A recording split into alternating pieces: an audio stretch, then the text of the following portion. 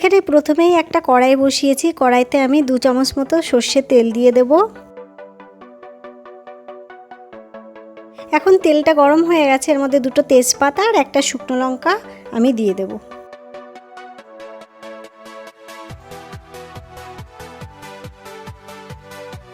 তেজপাতা আর শুকনো লঙ্কাটা ভাজা হওয়ার পরে এখানে 1/2 চামচ মতো কালো জিরে দিয়ে দিলাম। আর দিয়ে দেব 1 চামচ পোস্ত।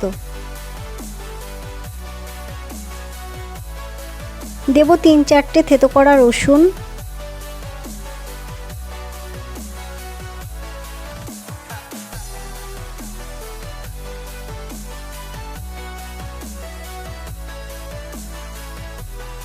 রসুনটা একটু ভাজা হওয়ার পরে এখানে একটা বড় সাইজের পেঁয়াজ কুচি দিয়ে দিলাম।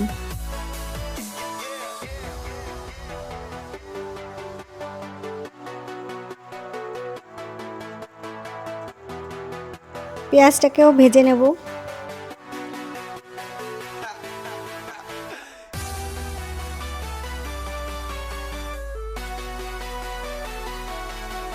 পেঁয়াজটা ভাজা হয়ে গেছে। এখন লাল শাক আমি ধুয়ে পরিষ্কার করে ছোট ছোট করে কেটে রেখেছিলাম, এটা দিয়ে দিলাম।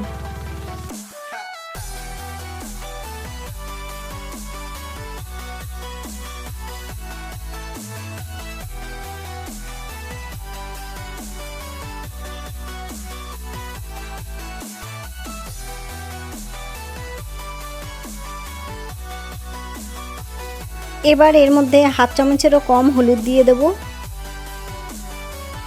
দেব স্বাদ অনুযায়ী নুন।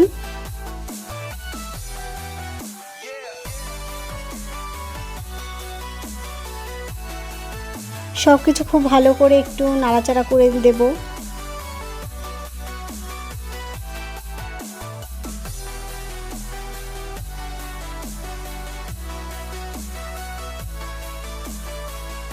নাড়াচাড়া করে নেওয়ার পর এটাকে 5 মিনিটের জন্য আমি ঢাকা দিয়ে রেখে দেব।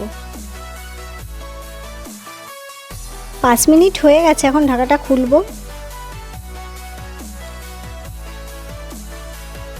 শাক থেকে যে জল বেরোয় সেটা শুকিয়ে গেছে।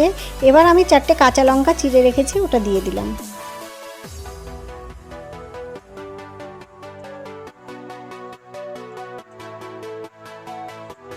এবার এখানে দিয়ে দেব 1/2 চামচেরও কম চিনি।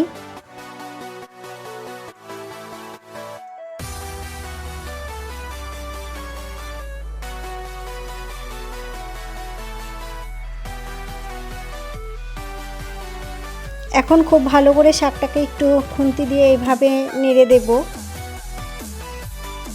এবার আমি কিছুটা বাদাম ভাজা গুঁড়ো করে রেখেছিলাম, এটা এখন এর মধ্যে মিশিয়ে দিচ্ছি।